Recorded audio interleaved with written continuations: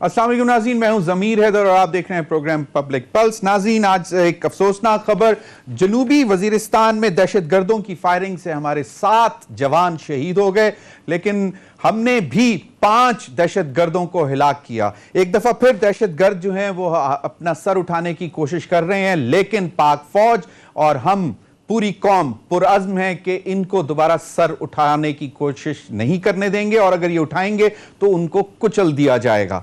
नाज़रीन, आज जो एक बड़ी खबर जो आई है वो ये है कि पीएमडीए के हवाले से जो पाकिस्तान के मीडिया की जो ऑर्गेनाइजेशंस हैं, तमाम ऑर्गेनाइजेशन जिसमें पीबीए भी है और बाकी तमाम, उनकी मुलाकात हुई वजीर इत्तलात फवाद चौधरी साहब से, और उसमें यह तय पाया कि एक कमेटी तश्कील दी गई है जो जॉइंट एक्शन कमेटी है। तमाम स्टेक होल्डर्स के मेंबर्स होंगे उसमें, और वो फिर इन तमाम मामलात को देखेंगे जिसमें सोशल मीडिया, फेक न्यूज़, जाली खबरें, मीडिया वर्कर्स के हकूक समेत कवानीन व रेगुलेटरी फ्रेमवर्क की मजीद बेहतरी जैसे मामलात पर अब ये जो एक्शन कमेटी है ये बैठकर, जॉइंट एक्शन कमेटी इस पर बहस करेगी। लेकिन जो पहला जो स्टैंड था गवर्नमेंट का कि कम वक्त में पीएमडीए आएगा, वो फिलहाल जो है वो मौखर कर दिया गया है, और ये यकीनन बहुत अच्छी बात है कि एक अच्छा एटमॉस्फेयर पैदा हो जाएगा दोबारा मीडिया और हुकूमत के दरमियान, और जो अपोजिशन भी सपोर्ट कर रही थी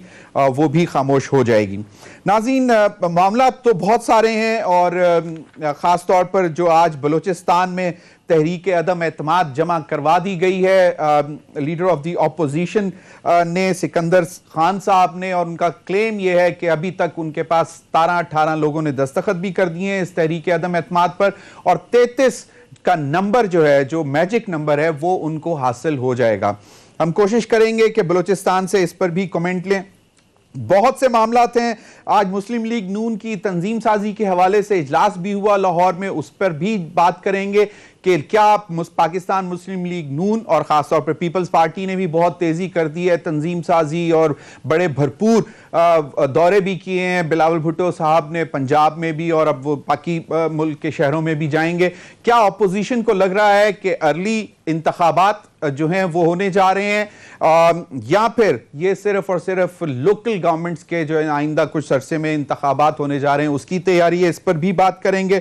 महंगाई का जिन जो है वो काबू नहीं किया जा रहा, और इतलात ये हैं कि मजीद पेट्रोल की कीमतों में इजाफा किया जाएगा, और ख़ास तौर पर सबसे ज़्यादा जो इस वक्त मुतासिर हुई है चीज़ वो है दवाइयाँ, अद्वियात की कीमतों में बहुत ज़्यादा इजाफा हो चुका हुआ है। पेट्रोल की कीमत में मुझे अभी बता रहे हैं कि 5 रुपए इजाफा कर दिया गया है, जो कि यकीनन इसका इम्पैक्ट आएगा, और बाकी जो अशिया हैं, खुरनोश और बाकी दीगर चीज़ों पर इसका इम्पैक्ट आता है, वो भी महंगी होंगी। डॉलर काबू से बाहर है, वो भी मामलात सीरियस हैं। इन तमाम मामलात पर बात करने के लिए मुझे ज्वाइन किया है नदीम कुरैशी हैं, पार्लिमानी सेक्रेटरी हैं पंजाब, सीनियर रहनुमा पाकिस्तान तहरीक इंसाफ। बहुत बहुत शुक्रिया नदीम कुरैशी साहब आपका। शिज़ा फातिमा, रहनुमा पाकिस्तान मुस्लिम लीग नून यंग MNA, बहुत बहुत शुक्रिया शिज़ा आपका भी, और साबिर बलोच साहब भी हमें ज्वाइन करेंगे। नाज़रीन, प्रोग्राम के शुरू में हम बलूचिस्तान के हवाले से बात करना चाहेंगे। लियाकत शेवानी साहब, अगर हमें लियाकत शेवानी साहब हमारे साथ मौजूद हैं। बहुत बहुत शुक्रिया लियाकत शेवानी साहब, आप तर्जुमान हैं बलूचिस्तान हुकूमत के। तहरीक अदम एतमाद में लियाकत शेवानी साहब जो 4 चीज़ें रखी हैं उसमें कहा गया है कि गुज़िश्ता 3 सालों में जाम कमाल खान की ख़राब हुक्मरानी के बायस बलूचिस्तान में शदीद मायूसी, बदअमनी, बेरोज़गारी, इदारों की कारकर्दगी शदीद मुतासर हुई है। फिर जो उन्होंने गैर मुनसिफाना, अदम मसावत और मोतसिबाना तरक्याती बजट पेश किए हैं, जिससे दानिस्ता तौर पर इलाकों में पसमानदगी, महरूमी और बदअमनी, और आपने यकीनन पढ़ लिया होगा, ये हमारी स्क्रीन पर भी हम दिखा रहे हैं। लियाकत शेवानी, क्या मामला क्या है? कुछ रोज पहले तक इतला थी कि जी शायद वो सरदार यार मोहम्मद रिंद साहब इसका हिस्सा बनेंगे, लेकिन वो वजीर बन गए तो वो ठंडा हो गया। अब कहा यह जा रहा है कि स्पीकर भी शायद सिकंदर खान साहब के ग्रुप में, और वो कह रहे हैं कि 33 लोग उनको मिल जाएंगे जो मैजिक नंबर है। क्या कहते हैं? शेवानी साहब की लाइन ड्रॉप हो गई।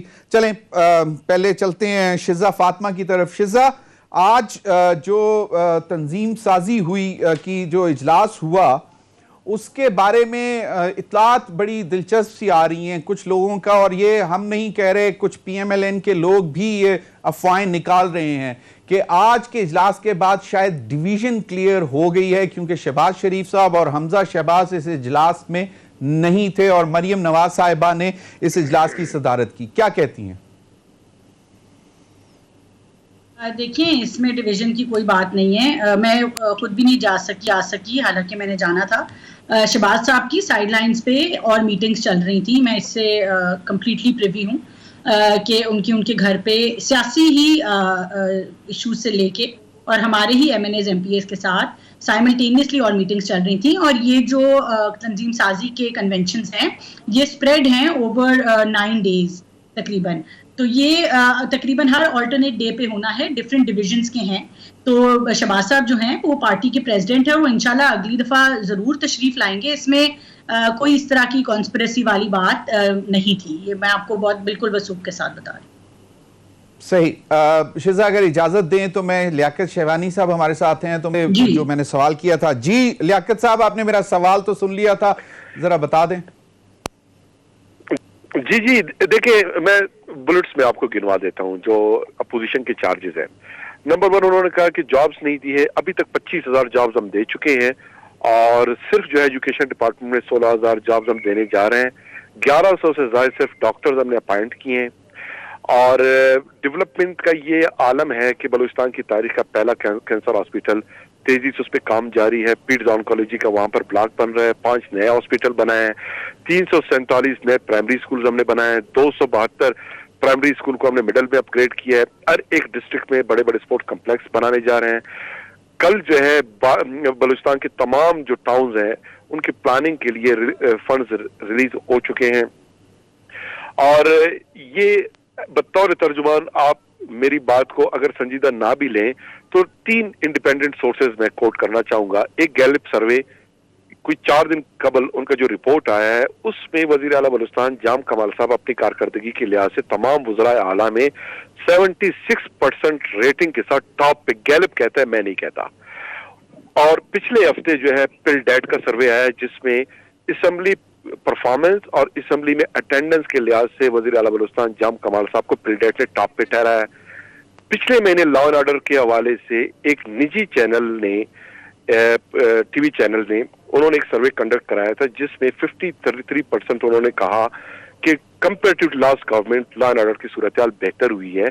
लॉ एंड ऑर्डर की सूरत हाल पिछले गवर्नमेंट में ये थी कि शाम होते साथ ही बाकी बलूचिस्तान छोड़े, कोयटा जो कैपिटल है, लोग अपने घरों को चले जाते थे, बाहर निकल नहीं सकते थे। आज जो है रात 2-3 बजे तक अल्हम्दुलिल्लाह तमाम जो है रौनकें शहरों के बहाल हैं। 3000 किलोमीटर हमने सिर्फ रोड कनेक्टिविटी में इजाफा किया है। 2600 किलोमीटर इस साल हम इजाफा कर रहे हैं। और शेहवानी साहब, बोर्डिंग स्कूल सारे बना रहे हैं। हमने सिर्फ 18 कॉलेजेस बनाए हैं, 32 कॉलेजेस अब बन रहे हैं। शेहवानी साहब, अगर बिल्कुल यकीनन आपने का जो बताया, मैं इन पर बिल्कुल यकीन करने के लिए तैयार हूं, लेकिन फिर भी क्या वजह हो सकती है कि सिकंदर खान साहब कहते हैं कि हमारे साथ 33 का मैजिक नंबर जो है जिस दिन वोटिंग होगी वो होंगे, और उसमें कह रहे हैं कि स्पीकर, मुझे अब उनका नाम नहीं याद आ रहा, वो भी शायद उनके हमायती हैं। तो क्या अच्छा होता कि सिकंदर साहब जो इतने नाम गिनवा रहे हैं सारे छोड़ दें, कोई एक ट्रेजरी बेंचेस का कोई MPA मिनिस्टर, उसके भी साइन होते उनके मूव पे जब उन्होंने कल सबमिट किया है वोट ऑफ नो कॉन्फिडेंस के लिए। वो तो सारे अपोजिशन के अराकीन है, PDM की जमातें हैं, JUIF है और BNP मैंगल के अराकीन ने उस पर साइन किए हैं। और अब 24 घंटे से ज्यादा का वक्त गुजर चुका, तो सिकंदर साहब से आप पूछते कि इस 24 घंटे में कोई ट्रेजरी बेंचेस से, कोलिशन पार्टनर से, कोई किसी एक MPA का media, social media, electronic media, मैं सुन रहा था उनको एक निजी चैनल पर, वो कह रहे थे, कहते हैं कि ये अभी सामने नहीं आना चाह रहे, वो जिस दिन वोटिंग होगी अदम एतमाद के हवाले से उस दिन वो हमारे साथ खड़े होंगे, वो सरप्राइज देना चाह रहे हैं आपको। अपोजिशन को अपने ऊपर ही एतमाद नहीं, और सरप्राइज तो उस वक्त होगा कि अपोजिशन के जो अपने अराकीन है वो उनका अपना नंबर भी पूरा नहीं होगा। सरप्राइज तो आपको जो है अपोजिशन के बेंचेस से मिलेगा, ट्रेजरी बेंचेस से नहीं मिलेगा। ट्रेजरी बेंचेस से नहीं मिलेगा। एक और चीज, कहा जाता है कि बलूचिस्तान में जब भी इस किस्म की कोई हलचल होती है उसके पीछे जरदारी साहब का हाथ होता है, आपको नजर लग रहा है कुछ ऐसा? नहीं, ये ऐसी जो है ना अपोजिशन जो है अपनी रेटिंग बढ़ाने के लिए, मीडिया अट्रैक्शन लेने के लिए, अपने वर्कर्स को जो है तिफल तसल्ली देने के लिए, अपनी नाअहली और बैड अपने परफॉर्मेंस को छुपाने के लिए उन्होंने ये मूव किया। इससे ज्यादा बिल्कुल मतलब कुछ हुकूमत नहीं, आप खुद देखेंगे इंशाल्लाह ये जो मूव है इनका डिफीट हो जाएगा। जाम कमाल साहब कंफर्टेबल हैं और कोई थ्रेट नहीं है आपको नजर आ रहा? यस और नो? 100% आज उन्होंने ट्वीट किया है, उसमें वाज़ेह अंदाज में उन्होंने कहा है कि अगर मुझे हटाना है, मेरे दोस्त अक्सरियती राय के साथ आकर मुझे बताएं, आप पे इत्मीनान नहीं, मैं रिजाइन करके चला जाऊंगा। उसके लिए इतनी बड़ी प्रैक्टिस, इतना मेहनत करने की जरूरत क्या है कि अदम एतमाद की तहरीक यानी कि बहुत ज्यादा तसल्ली में है जाम कमाल साहब भी। बहुत बहुत शुक्रिया लियाकत शेहवानी, तर्जुमान बलूचिस्तान हुकूमत, आपके वक्त का। सॉरी शिजा, आपको इंटरप्ट करना पड़ा मुझे। जी शिजा, आप अपनी बात मुकम्मल कर लें। जी, मैं बात मुकम्मल एक्चुअली ऑलमोस्ट कर ही ली थी कि ये जो एक तासुर फैलाया जा रहा है कि किसी कोई कॉन्स्पिरेसी की वजह से या किसी मसले की वजह से जो है वो शहबाज साहब जो हैं वो तशरीफ नहीं लाए। उनकी साइडलाइंस के ऊपर ये 180H पे चल रही थी मीटिंग, उनकी 96 पे साइडलाइंस पे पहले से तयशुदा मीटिंग्स थी। और ये जो कन्वेंशंस हैं ये डिवीजन वाइज हो रही हैं हमारी पार्टी की जो तंजीम साजी है। और ये पहला ये बाकायदा शहबाज शरीफ साहब ने मरियम नवाज साहिबा को बतौर सदर पाकिस्तान मुस्लिम लीग नून टास्क दे दिया है मरियम साहिबा को कि ये जो डिवीजनल वाइज तंजीम साजी है उसको वो चेयर करें। देखें, सब पहली बात तो ये है कि मियां नवाज शरीफ साहब खुद मौजूद थे ऑनलाइन। तो जब मियां नवाज शरीफ साहब मौजूद हैं, कायद हैं पार्टी के, तो उनकी मौजूदगी में कोई और चेयर नहीं करता, चाहे वो शहबाज शरीफ साहब भी क्यों ना हो। तो मियां साहब चूंकि खुद मौजूद थे, वो चेयर कर रहे थे। और आगे और उसके अलावा पार्टी के सेक्रेटरी जनरल एहसन इकबाल साहब मौजूद थे। आगे आप देखेंगे शाहिद खान साहब, सारे जो हैं ये डिफरेंट कन्वेंशंस के ऊपर डिफरेंट लोगों की जिम्मेदारी लगी है कि मैंने कोई गलत बात नहीं की, मैंने सदर हैं शहबाज शरीफ साहब पार्टी के, यकीनन अगर उन्होंने भी अगर हदायत दी होंगी मरियम नवाज साहिबा को तो उन्होंने कायद से ही हदायत लेके आगे दी होंगी ना। मेरा कहने का मतलब ये था मरियम साहिबा के रोल का तो there is no question. All I am saying is कि जब मियां नवाज शरीफ एक मीटिंग में मौजूद है तो चेयर मियां नवाज शरीफ साहब करते हैं। नहीं, मैं चेयर की बात नहीं कर रहा, ये जो टास्क दी है मरियम नवाज साहिबा को तंजीम साजी के इतनी डिटेल में मुझे नहीं पता। मुझे ये पता है कि एज प्रेसिडेंट राना सनाउल्लाह साहब ने इन कन्वेंशन जो हैं उनका पूरा एक दिया है टाइम टेबल, कैलेंडर दिया है। सही। और ये कैलेंडर जो है अगले 9 दिन में पूरा होगा और इसके अंदर आप मुख्तलिफ दिनों पे देखेंगे कि मुख्तलिफ लीडरशिप्स जो हैं वो उसको चेयर करेंगी। और यकीनन मरियम नवाज साहिबा जो हैं वो इन तमाम कन्वेंशंस में मौजूद होंगी और वो पार्टी की नायब सदर हैं। वो बिल्कुल उनका एक रोल है और उनकी जिम्मेदारी भी है इस सिलसिले में, इसमें कोई शक नहीं। इसमें कयास आराइयां नहीं करनी चाहिए। चचा भतीजी दोनों एक पेज पर हैं यकीनन। साबिर बलोच साहब, PMLN ने तंजीम साजी शुरू कर दी है। मरियम नवाज साहिबा ने आज एक बात की है, वो जरा अगर आप सुन लें तो मैं उस पर चाहूंगा, क्योंकि शायद पाकिस्तान पीपल्स पार्टी आज भी उतना ही जोर लगा रही है कि पंजाब हुकूमत के खिलाफ तहरीक अदम एतमाद लानी चाहिए। और मौलाना फजलुर रहमान साहब का यह कहना था कि एक पार्टी है जिनके 6 अरकान हैं और वो तहरीक अदम एतमाद लाने का शोर मचा रही है पंजाब में। मरियम नवाज साहिबा ने क्या बात की, ये जरा सुन लें। साबिर बलोच साहब वो कहती हैं कि नजर आ रहा है ये गिरती हुई दीवार है, इसको एक आखिरी धक्का देना चाहिए। पीपल्स पार्टी का ख्याल है कि वो इसी तरह दिया जा सकता है, तहरीक अदम एतमाद पंजाब से शुरू करके तो फिर कौमी असेंबली तक आया जाए। क्या कहते हैं? देखिए भाई, मरियम नवाज साहिबा को और मौलाना साहब को इकट्ठे हमारे साथ काम किया है, हम इकट्ठे रहे हैं, हमने इकट्ठे जो है ना स्ट्रेटेजीज बनाई हैं, हमने इकट्ठे जो है ना एक दूसरे से तबादला ख्याल किया है, किस तरह अपोजिशन करनी है, किस तरह जो है ना हुकूमत को निकालना है। ये सब बातें हमारे साथ हो चुकी हैं उनकी पहले से। अच्छा, अब अगर उन्होंने अपना स्टांस चेंज कर दिया तो उनको सोच समझ कर बात करनी चाहिए। बात ये बेसिकली कि देखो, चेयरमैन बिलावल साहब की जो पॉलिसी है वो ये कि we are against this undemocratic government. ये हुकूमत के जो उसकी कोई लेजिटिमेसी नहीं है और जिसको अवाम के और पाकिस्तान के लोगों के सर पर थोपा गया है, और इलेक्शन के जरिए, सही इलेक्शन के जरिए ये लोग नहीं आए हैं। तो जाहिर है कि हम हुकूमत के खिलाफ हैं, हम कोई इमरान खान की जात या उसकी जो है ना खानदान के खिलाफ तो नहीं है। अगर हम ये कहते हैं कि भाई कि अगर आप वोट ऑफ नो कॉन्फिडेंस लाएं, गो के यानी वहां पे पंजाब में हमारी पंजाब असेंबली में इतनी स्ट्रेंथ नहीं है जितनी नवाज शरीफ की और मरीम नवाज की है। सही। अगर हम इकट्ठे बैठ के हमने ये फैसला किया था कि जी कि उनको, ये हमारी राय थी कि उनकी गवर्नमेंट को वहां पे खत्म कर दें और we can do it easily.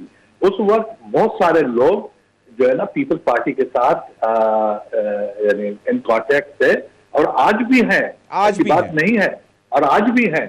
अच्छा, लेकिन मसला ये है कि उन लोगों का अगर पर्सनल नवाज शरीफ और क्या नाम है मरियम नवाज शरीफ साहबा और मौलाना साहब, ये उनका स्टैंड ये था कि जी कि हम इस्तीफा दे दें, तो अगर हम इस्तीफा देते, उन बातों पे आते, तो बात ये थी कि क्योंकि चेयरमैन साहब ने ये कहा था कभी अगर आप इस्तीफा दे देंगे तो वो जितने सीटें खाली हो जाएंगी, जो इलाके खाली हो जाएंगे, वहां पर फिर से वो री-इलेक्शन करके पीटीआई के लोग आ सकते हैं। पोजीशन में है वो उस री-इलेक्शन को या उनको आप जो है आप छोड़ दें, उनको करने न दें। तो मसला कहने का ये है कि देखो, अगर वो हुकूमत के मुखालिफ थे तो उन लोगों ने क्यों इस बात को नहीं मानते कि डेमोक्रेटिक तरीके से गवर्नमेंट। साबिर बलोच साहब, बिल्कुल मुझे नदीम कुरैशी साहब की भी तरफ जाना था, लेकिन माजरत से मुझे ब्रेक का कहा जा रहा है। लेकिन साबिर बलोच साहब, एक क्विक मतलब जो लग रहा है ब्रेक के बाद बता दीजिएगा। मैं पहले नदीम कुरैशी साहब की तरफ जाऊंगा कि जो आज मरियम नवाज साहिबा ने बात की है, इससे क्या लगता है कि अगर दोबारा उनकी तरफ हाथ बढ़ाया जाए तहरीक अदम एतमाद लाने के लिए पंजाब में, तो क्या पीपल्स पार्टी उनका वो PMLN साथ चलेगी? ये शिजा से भी सवाल करेंगे, लेकिन अभी वक्त हुआ नाज़रीन ब्रेक का, हमारे साथ रहिए।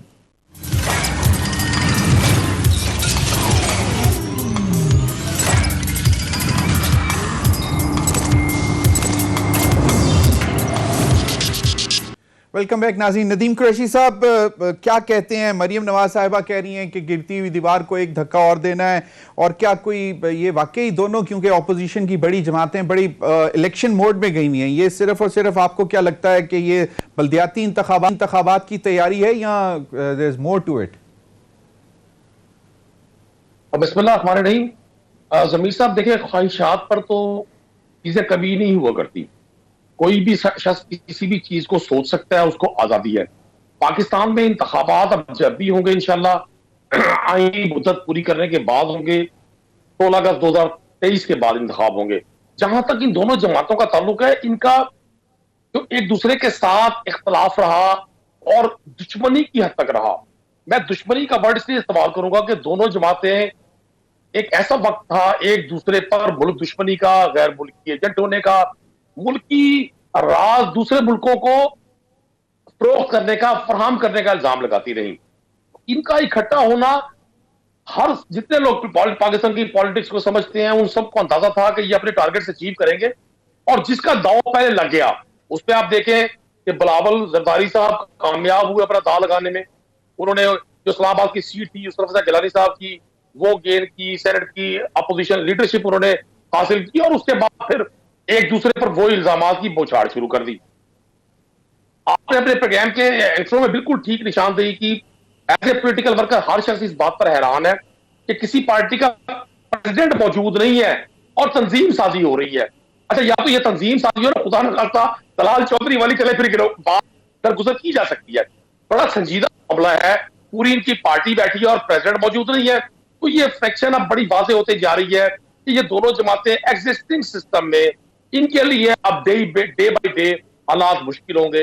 ये चूंकि पाकिस्तानी कौम इनको पिछले 35-40 साल देखती रही, ये इक़्तिदार में भी रहे, ये अपोजिशन में भी रहे, और एक वक्त ये भी आया कि इन्होंने जॉइंट गवर्नमेंट भी चलाई, लेकिन डिलीवरी कौम के सामने थी। मैं समझता हूं आने वाले दिनों में पाकिस्तान तहरीक इंसाफ जिस तरह से चीजों को बेहतर अंदाज में डील कर रही है, हमें तवक्को ये है कि ये तमाम जमातें 2023 के इंतखाब में एक दफा फिर अलायंस करने की कोशिश करेंगी, लेकिन इनको नताइज उसी तरह के मिलेंगे, बल्कि उससे बदतर नताइज होंगे इनके लिए जो इन्हें 2018 में फेस करने पड़े।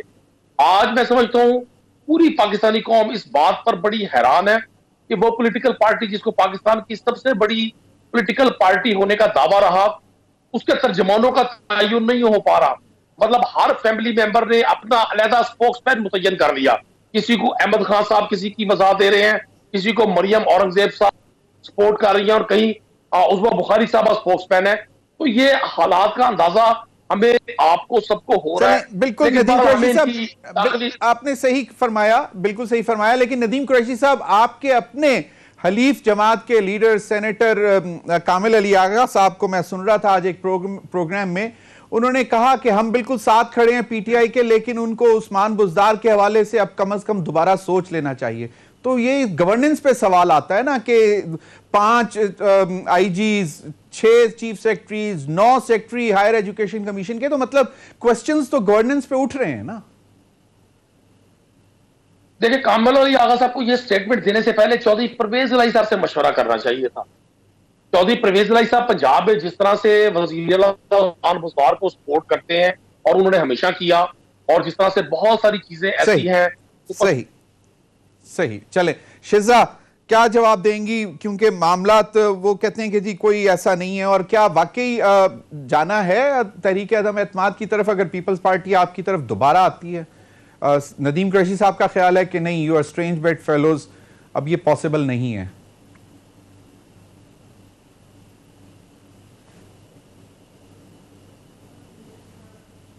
आपकी आवाज नहीं आ रही है, आपने शायद म्यूट किया हुआ है शिजा। जी मैं ये कह रही थी कि पीटीआई जो है मुझे बड़ी हैरत भी होती है और हंसी भी आती है जब ये ऐसी बातें करते हैं। क्या कहते थे ये शेख रशीद के बारे में? नदीम कुरैशी साहब याद करा दें, क्या कहते थे ये चौधरी बरादान के बारे में? याद करवा दें। देखिए, हम 90s की सियासत जो है बिल्कुल वो इस तरह की सियासत थी, लेकिन पार्टीज मैच्योर होती हैं। अनफॉर्चुनेटली ये नौबालिग पार्टी है, ये अभी बनी है। इनको लगता है पाकिस्तान की हिस्ट्री जो है वो 2018 से शुरू हुई है। तो मेरे ख्याल से इस तरह की संजीदा गुफ्तगू और ये जो तहजीब से गिरी हुई इशारे हैं उसका मैं ज्यादा रिस्पॉन्ड करना पसंद नहीं करूंगी। स्पोक्स पर्सन की बात की, जितनी लंबी फहरिस्त वजीर आजम ने स्पोक्स पर्सन की और मिनिस्ट्री ऑफ इंफॉर्मेशन ने पंजाब ने और उन्होंने बदली, और जितने स्पोक्स पर्सन आपके बदले और नए लगे और उनकी बदतमीजियां और जो तमाशा दुनिया देख रही है उस पर भी मेरे ख्याल से कि इनको बात करने से पहले सोचना चाहिए। पार्टी का एक केडर होता है, एक पंजाब की स्पोक्स पर्सन है, एक फेडरल स्पोक्स पर्सन है, एक पार्टी ऑफिस प्रेसिडेंट का स्पोक्स पर्सन है। इसमें मेरा नहीं ख्याल, मसला ये है कि इनको ना अवाम का पता है ना उनके मसाइल का पता है। ये हमारे घर कौन आ रहा है, जा रहा है, किसकी नोटिफिकेशन हो रही है, ये दिन रात बैठ के मुंशियों की तरह वो गिनते रहती है पूरी पार्टी।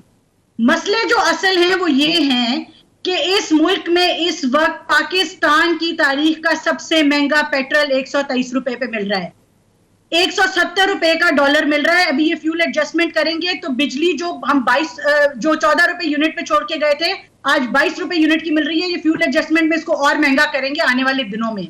इस वक्त इस मुल्क के अंदर आटा जो है वो 85 रुपए से कम किसी को मिल नहीं रहा, उसमें से आपने सब्सिडी खत्म कर दी है। कल शौकत तरीन साहब ने बयान दिया, आटे पे से सब्सिडी खत्म की, आटा कम से कम 12 रुपए महंगा होने जा रहा है। इस मुल्क के अंदर चीनी जो है वो 105 रुपए से कम क्या 120 रुपए तक जा चुकी है। तमाम माफियाज इनकी जेब में बैठे हुए हैं, इनकी काबीना में बैठे हुए हैं, इमरान खान के इर्द गिर्द बैठे हुए हैं। हम क्यों ना कहें कि इमरान खान फैसिलिटेटर है। इमरान खान साहब 300 कनाल के घर में रहते हैं, जो अपना टैक्स है वो मेरे से कम देते हैं। मैं 1 कनाल के किराए के घर में रहती हूँ, मेरा आज खाना पीना पूरा नहीं होता जिस तरह की महंगाई है इस मुल्क के अंदर। ना वो कोई अपना जरिया आमदन दिखाते हैं। बता दें मुझे नदीम कुरैशी साहब कि सवाए वजीर आजम की तनख्वाह के उनका क्या जरिया आमदन है? कैसे उनका 300 कनाल का घर चलता है? कैसे उनका लाहौर का 4-5 कनाल का घर चलता है? क्या किसी आम आदमी का घर चलता है इस तरह की आमदनी में? आप मुझे बताएं, 300 यूनिट इस्तेमाल करने वाले गरीब लोगों की आपने सब्सिडी छीन ली। LNG इस वक्त पाकिस्तान की तारीख की सबसे महंगी आपने $20 MMBTU से ज्यादा महंगी खरीदी। पिछले साल $4 की मिल रही थी, आपने जान के नहीं खरीदी। आप नेपरा की मेरिट लिस्ट को वायलेट करते हुए महंगे पावर प्लांट चलाते हैं। शिजा, यकीनन ये बहुत बड़ा सवाल है। मैं चाहूंगा साबिर बलोच साहब भी इस पर कमेंट कर लें। मुझे 2 मिनट और दे दें, 2 मिनट शिजा, मेरे पास ये पेट्रोल माफिया को आप नहीं, जमीर हैदर साहब, ये नदीम कुरैशी साहब ने बड़ी बात, इनसे पूछें जब पेट्रोल नेगेटिव प्राइस पे गया हुआ था इन्होंने हेज क्यों नहीं किया? क्यों महंगा पेट्रोल खरीदा बाद में?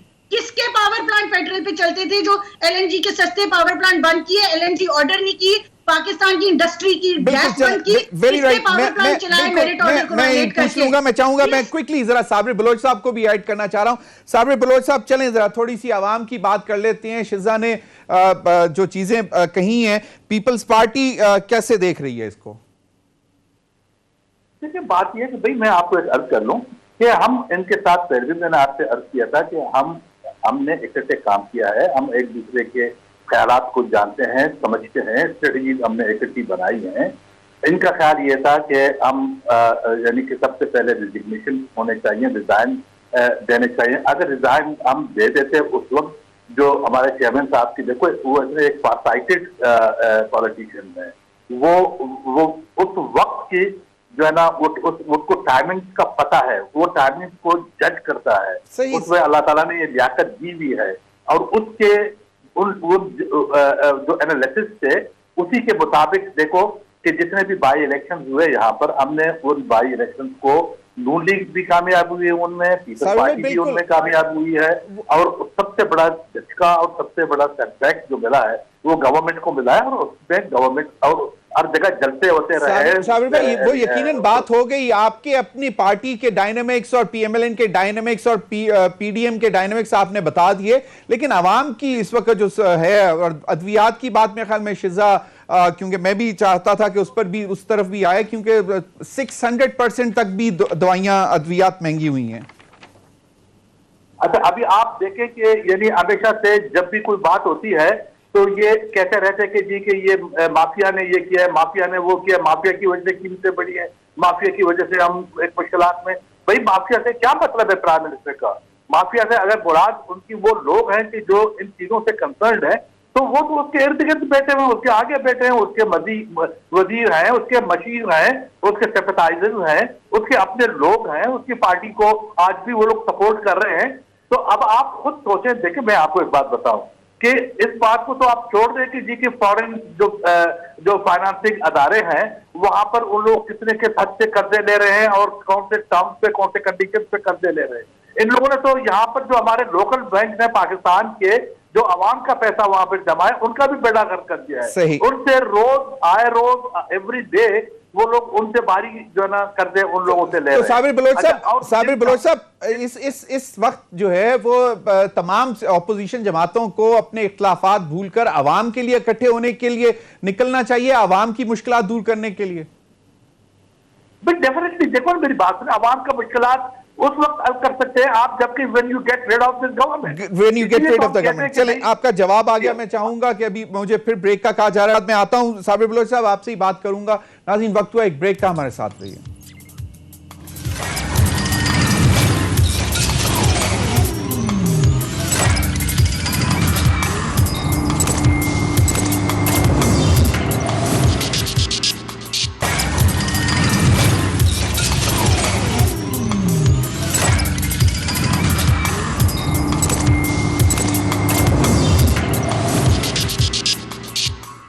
Welcome back. शिजा फातिमा साहिबा, साबिर बलोच साहब का ख्याल है कि आईनी तरीके से अगर आप इस हुकूमत को हटाएं, यानी कि वोट ऑफ नो कॉन्फिडेंस लाएं, तो आवाम के मसाइल का भी हल होगा, क्या कहती हैं?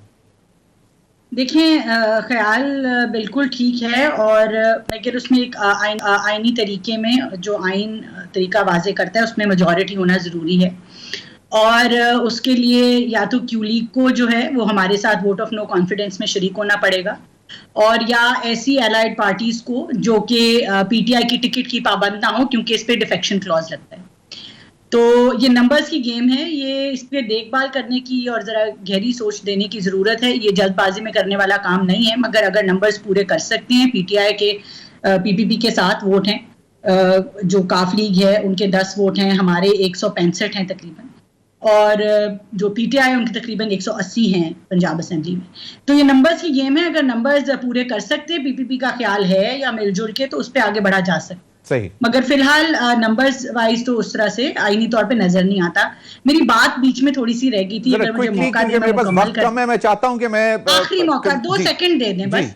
मैं ये एक दवाइयों का मामला रह गया था जी पंजाब के अंदर, वो बड़ा जरूरी मामला है। मेरी कुरैशी साहब से दरखास्त होगी, मुअद्दबाना दरखास्त होगी कि हम टेस्ट फ्री कराते थे लोगों के, हम कैंसर की दवाइयां फ्री देते थे जी, सीटी स्कैन तक जो है वो प्रोवाइड किए गए थे, अल्ट्रासाउंड जो है वो DHQs तक प्रोवाइड किए गए थे। खुदा का वास्ता है, खाना पीना तो आज सारी रात जो ये कौम जागेगी, जो 5 रुपए पेट्रोल और केरोसिन और डीजल महंगा हुआ है, ये मेरी बात सुने, ये कम से कम लोगों की जो सेहत है और जिंदगियां हैं, जिंदगी एक इंसान की सबसे कीमती चीज होती है, उसके ऊपर रहम कर दें। अस्पतालों को जो है वो फंड्स प्रोवाइड करें, और ये दवाइयां जो हैं जो 600% महंगी हुई हैं, ये जो मुफ्त मिल रही थी, उनकी प्लीज बहाली करें। तवज्जो देने की बहुत अशद जरूरत है। साबिर बलोच साहब, क्विकली योर टेक। देखिए सर, मैं तो सिर्फ एक बात करूंगा बिल्कुल लास्ट में। बात यह है कि देखो, आप इनके जो कारकर्दगी है, जो मुल्क की हालत है, गरीब की जो हालत है, वो आप देख रहे हैं, सब देख रहे हैं। अब सिर्फ इसकी सोल्यूशन एक चीज हो सकती है, वो ये है कि मुल्क में जो इन्फ्लेशन है, मुल्क में जो महंगाई है, मुल्क में जिस तरह के हालात हैं, बुनियादी बात यह है कि भाई आप पहले इस चीज को हुकूमत देके कि ये क्यों इस तरह हो रहा है और इसको किस तरह से खत्म कर सकते हैं। जब किस तरह खत्म कर सकते हैं, तब जो है ना आप किसी नतीजे पर पहुंचेंगे और कुछ करेंगे।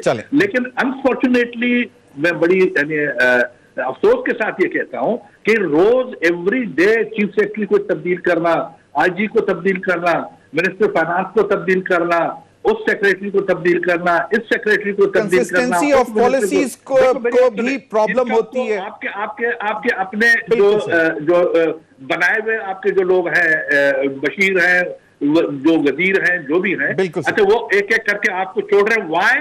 इसलिए कि आपकी गवर्नेंस ठीक नहीं है, आपको हुकूमत करने की समझ नहीं है।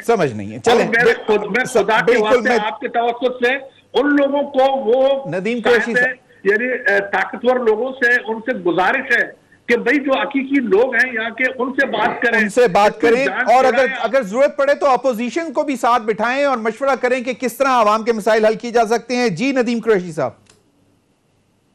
एक तो मैं शीजा फातमा साहबा को बताना चाहता हूं, इनकी इत्तला के लिए अर्ज करना चाहता हूं, जो हुकूमत मुल्क की 100% आबादी को, 100% कुनबों को हेल्थ कार्ड के जरिए 7,20,000 की सालाना फैसिलिटी हेल्थ के लिए दे रही है, तो इससे बड़ा इनकलाब हेल्थ के मैदान में नहीं हो सकता।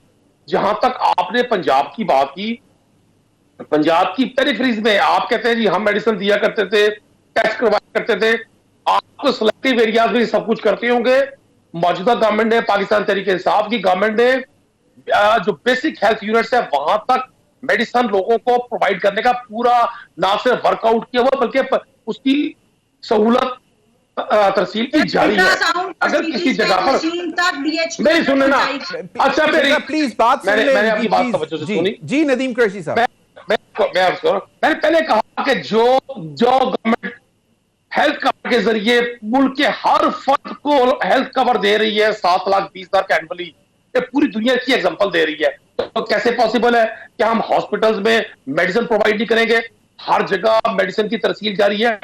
किसी इंडिविजुअल जगह पर अगर किसी वहां की लोकल इशू की बना पर कोई कंप्लेन है तो उसको देखा जा सकता है। मैं समझता हूं ये मकबूल स्लोगन, मकबूल नारे लगाकर लोगों को अटैक करना बड़ा आसान है, ग्राउंड पर चीजों को साबित करना बड़ा मुश्किल है। सिर्फ लाहौर शहर में जितने हॉस्पिटल। जी नदीम कुरैशी साहब, बात मुकम्मल करिए।